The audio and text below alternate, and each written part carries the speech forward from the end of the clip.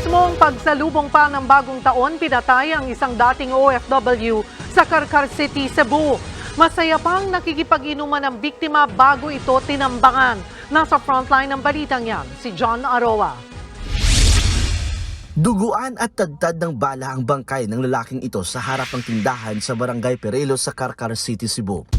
Kinilala ang biktima na si John D. Laugan, isang dating overseas Filipino worker. Nakikipag-inuman siya kasama ang ilang kaibigan habang sinasalubong ang bagong taon. Nang dumating ang riding in tandem at pinaulanan siya ng putok ng baril. Yung bumaril yung backrider. Tapos bumaba din yung driver, tumira din, kaya nga dalawang klase ng empty shell ang na-recover doon sa area.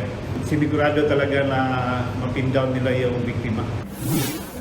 Bakas pa ang dugo sa sombrero ni Laugan na naiwan sa harap mismo ng tindahan ni Genevieve. Hindi nga mapigilang umiyak. Laking gulat niya sa sinapit ng biktima na itinuturing niyang isang mabait at tahimik na tao. Friend ko yun, lagi siya umupo dito, lagi siya nagtatambay, nagkukwentuhan kami. Kanina shock lang ako kasi nawa ako sa kanya kasi bakit siya binaril? Wala naman siyang problema. Kabilang sa tinitingnang motibo ng PNP sa krimen ay kung may nakaaway ang biktima. Kasi based on interview namin doon sa parents, meron daw nag-threat. Sabi yung nasabi ng parents na may threat yung anak niya. Patuloy pang pinaghahanap ang mga suspect na riding in tandem. Nagbabalita mula sa frontline, John Aroa, News 5.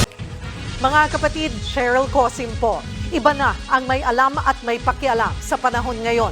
Para sa tuloy-tuloy na balitaan sa Frontline, mag-follow at mag-subscribe sa social media pages ng News 5.